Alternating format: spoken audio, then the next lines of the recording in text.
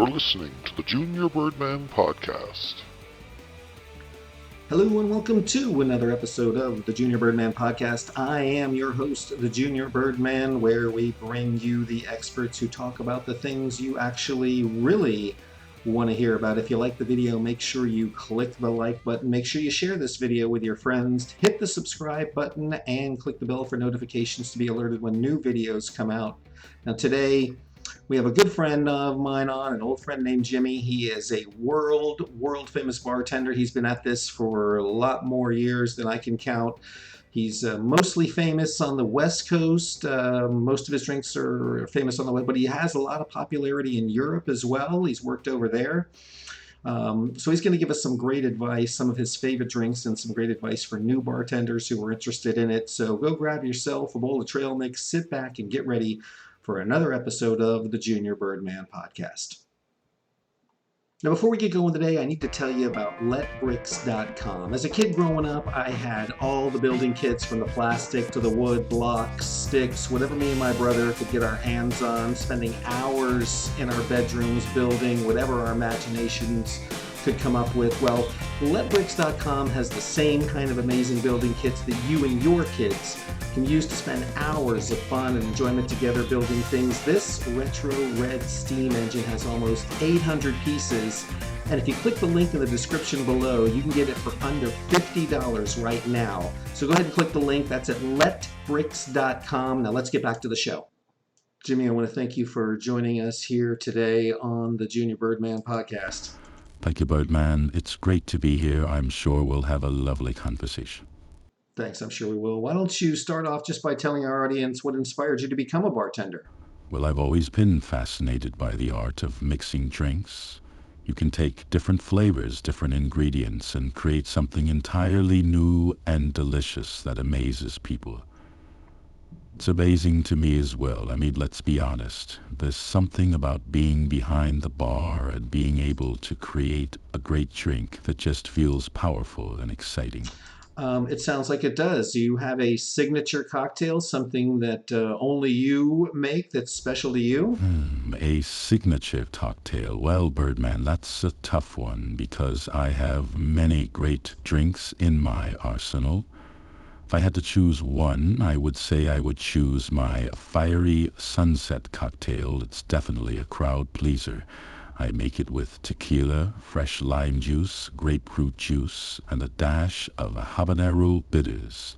Gives it a nice kick. Very hard to find habanero bitters, but if you can, it makes for a very nice drink. Very refreshing, perfect for any occasion. It sounds refreshing, although I never heard of habanero bitters. It sounds like a kick there. So. Well, that's the fiery part of the drink. Yeah, it does. It sounds like the fiery part of the drink. Let's just switch a little bit. Let's switch gears a little bit and talk about the rise of mocktails and non-alcoholic beverages today. I think it's wonderful that people are exploring non-alcoholic options more. Not everyone wants to drink alcohol, and it's important for bartenders to be able to accommodate those guests as well. Plus, with so many great non-alcoholic ingredients out there, the possibilities for creating delicious mocktails are endless. Well, I know they are, and it's just going to be something, new world out there for everybody. It's a new world now for bartenders, Bergman. It is a new world for bartenders. We're all just going to have to get used to it and find new ways to come up with that. And I'm sure we'll. It is indeed something all bartenders should explore. Well, I hope we all will, and I'm sure we're all going to have to at some point. Let's talk about a time where maybe you were in a position where you had to make a drink, you didn't have everything, or a really challenging time, time where you were really challenged as a bartender to come up with something. Every bartender faces challenges, Birdman, as you know. I do remember one time when a gentleman asked me to make him a cocktail that tastes like a garden. Like a garden? Yes, a garden, yes. He wanted something that was fresh, that had green flavors, as he described them, and a hint of sweetness. So that was a challenge, I thought, for a while.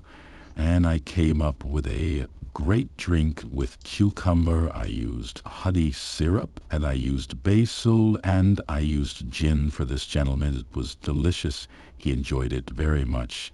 Definitely a unique drink. He loved it. I also served that same drink to several other guests at the same event. It sounds pretty good, and just talking about it, it's something we may have to try here for sure. Yes, I encourage you and everyone out there to try one. Well, we certainly will, and I appreciate the tip. Thanks. Of course. I mean, it's a little early right now, so we may have to wait till a little bit later in the day. But well, maybe later then. Okay, well, maybe later then. That sounds good. All right, before we wrap up, do you have any advice, some solid advice for people just getting into bartending for the first time who want to explore it? Don't give up. Keep learning. Keep experimenting. There's so many wonderful ingredients. There's so many great techniques. Don't give up. Pursue your dream of being a bartender. Push yourself to be better than you are now. Don't be afraid to make bad drinks. You're going to make something sometimes that not everybody enjoys, and other times you're going to make something that people will love and cherish, and you'll know you've given them great fulfillment when you see the smile on their face. Yeah, I'm sure you will, and that's something we're all going to appreciate. So I hope it's something that helps everyone fulfill their dream. Well, I hope so too, and appreciate it. Bartending can be very fulfilling. It can indeed be very fulfilling, and I want to thank you again, Jimmy, for joining us here today. It's been very insightful, and I'm sure our audience appreciates it as well. And thanks again for joining Junior Birdman. It was a pleasure to be here, Birdman, and I wish all of your audience members happy mixing. All right. Well, thanks again, Jimmy. And I want to thank all of you for joining us here today. And if you enjoyed this show, make sure you click the like button. Make sure you subscribe to the channel. Make sure you share this with your friends and hit the notification bell to be updated when new videos come out. This has been the Junior Birdman Podcast, and I am your host, Junior Birdman, telling you up, up, and away.